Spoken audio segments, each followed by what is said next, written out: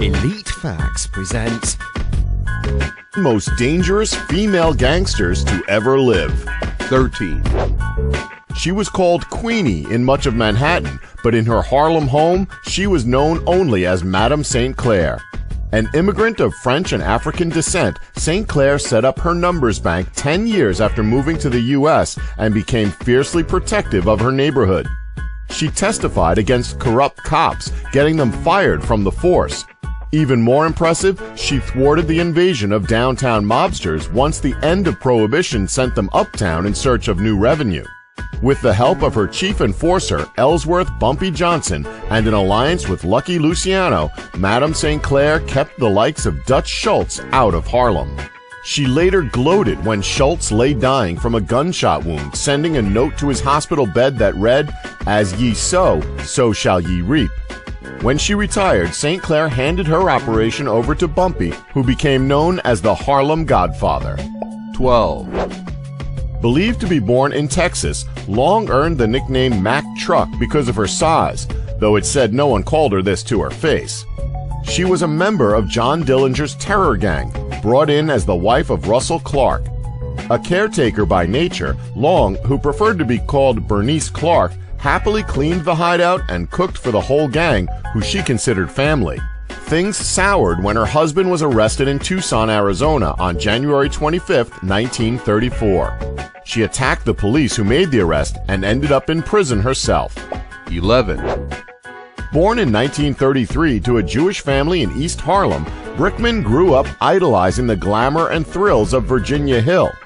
"In my eyes, here was a broad that really made good," she later told biographer Teresa Carpenter. She worked for the mob as a numbers runner, drug dealer, and loan shark, yet her Jewish heritage was an obstacle to rising up the ranks of the Sicilian-run crime syndicate. Still, the money and power was good enough to please her. 10. At 16, Helen Warziniak made a fateful move marrying Lester Gillis, the man who came to be known as Babyface Nelson. By 20 years old, she had 2 babies and a spot on the shoot-to-kill list of public enemies, thanks to him. She's regarded more as an accomplice than a gangster in her own right, but Gillis was present at the Battle of Barrington in Illinois on November 27, 1934. There, Nelson spotted a cop car and with Gillis and fellow thug John Paul Chase in tow, chased it down, guns blazing. This led to a shootout that killed Nelson along with 2 police officers. 9. Known as the Flamingo, as well as Queen of the Gangster Malls, Hild became notorious as the girlfriend of Brooklyn mobster Bugsy Siegel. She came from a poor background, telling people she didn't own a pair of shoes until age 17. Born in Alabama and raised in Georgia, she moved to Chicago to seek fame and fortune. She found a bit of both, working as an accountant for Al Capone. 8. Sandra Avila Beltran is one of few women to rise to a high position within the ranks of the powerful Mexican cartel. She was given the nickname Queen of the Pacific and was a link between the Mexican and Colombian drug lords.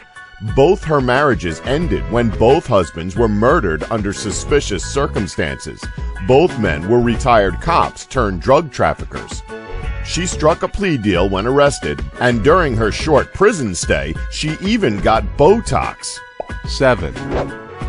Described as an attractive brunette with brown eyes and a habit of carrying 2 guns, this outlaw known as Marie Baker grabbed headlines in 1933 for a string of shop robberies committed by her Pants Gang.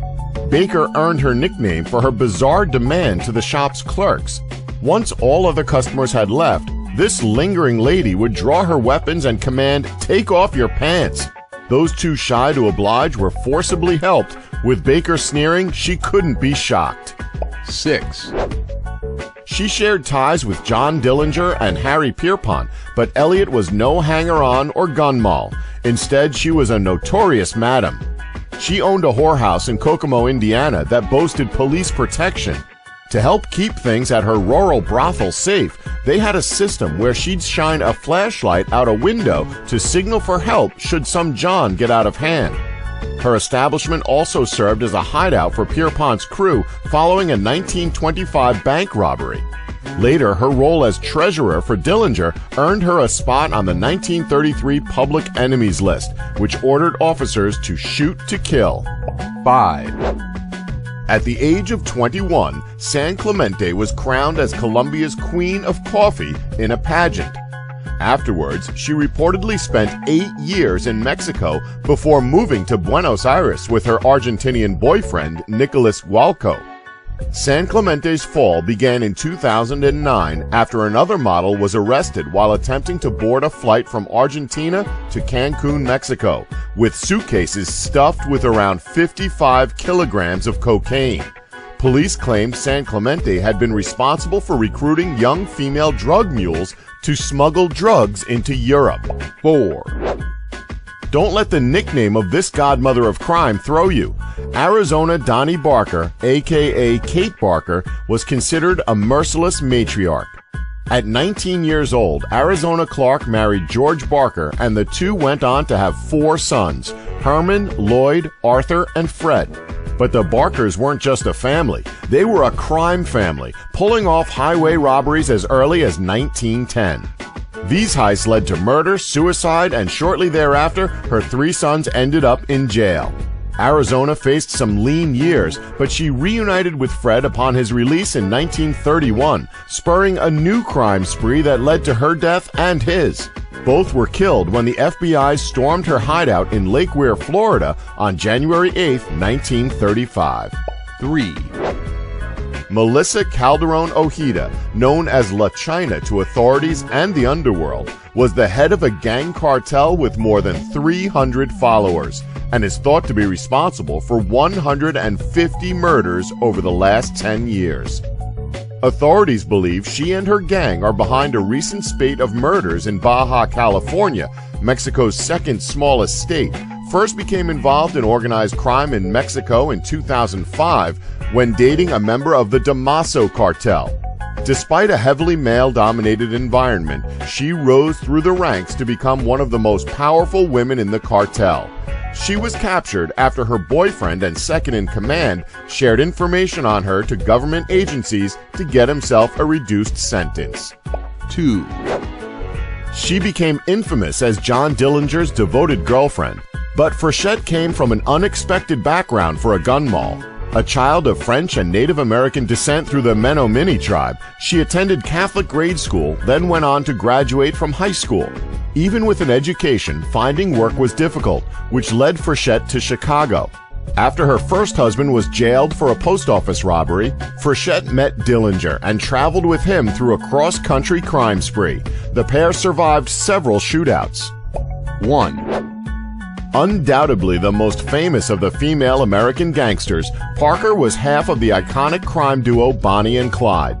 The two were notorious bank robbers in the Public Enemy era of 1931 to 1934, when the exploits of outlaws made them celebrities.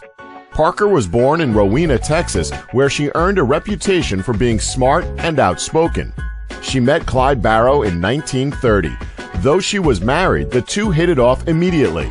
Apart from their robberies and killings, the legend of Bonnie and Clyde grew in part because of a photo shoot they did near their Joplin, Missouri hideout, images that still inspire reimaginings of their lives. But those lives were cut short in a gruesome shootout with police in 1934. She was 23, he was 25. Don't forget to like us and subscribe for more Elite Facts.